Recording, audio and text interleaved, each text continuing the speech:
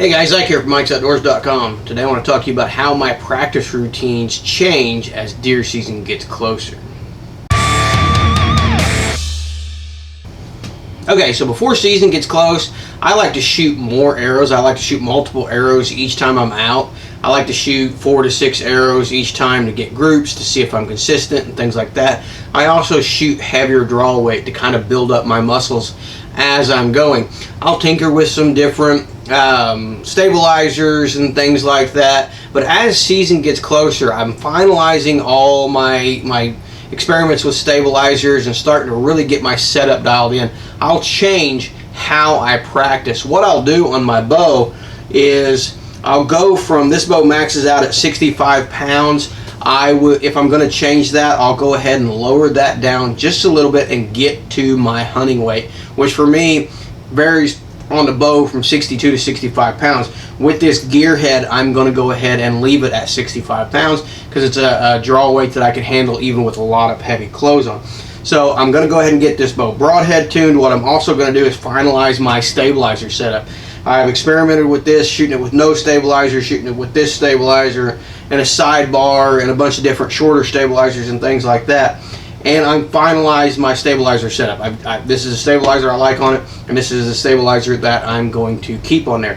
What I'm also going to do is, if you've got a guy who hunts with a camera, get your camera set up, get it put on there, and you don't have to record your settings, but get your camera on there so you can get adjusted to the weight of that camera, because if you're sensitive to the weight of your bow, it will throw off the weight balance of your bow having that camera on there. You can see with mine, my camera is right in line with my stabilizer.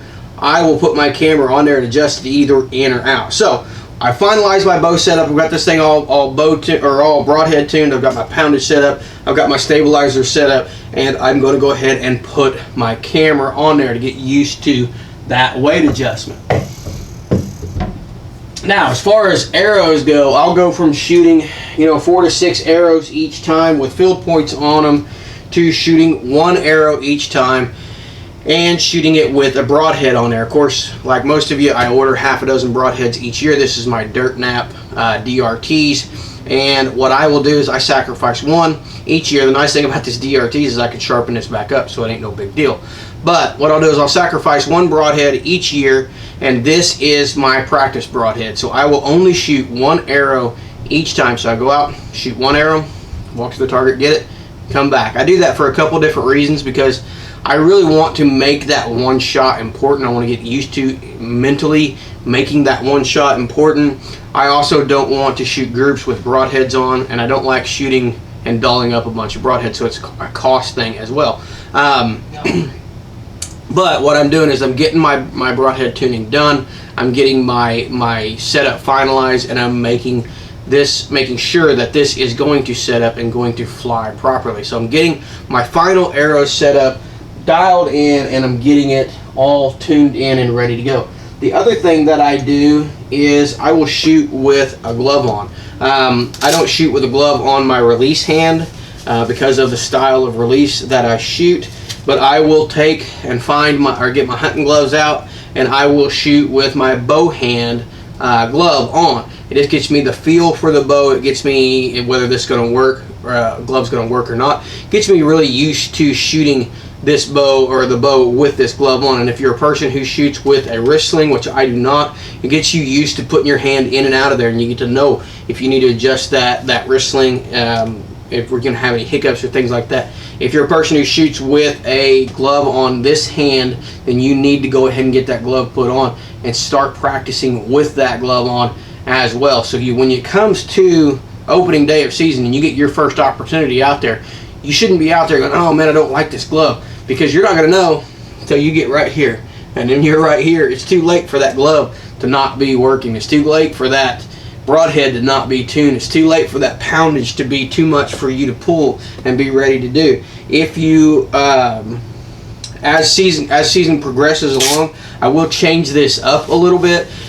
So as of right now, I basically go outside and shoot in this But as season gets to progressing and the weather gets a little bit colder, what I'll do is I'll put on long sleeve shirts and I'll go outside and shoot in those. I'll put on thicker, heavier gloves. I'll put on my jacket and I'll go outside and shoot those. And I will shoot during season. Of course, not as much as I have up to season, but you need to shoot during season. Season is, in Missouri, it's 4 months long. So if you're tuned in and dialed in September and you get a shot on a big buck in December and you haven't shot in that time in between, that 3 months in between, chances are you're not going to be ready for that moment. You may not be able to pull your bow back. You may be shaky on when that comes. You may not be used to the clothes or the gloves that you're wearing. So a lot of things can change from September to December. And I hear it a lot about guys, oh, I missed a deer and I can't figure out how I missed it because I was dialed in September.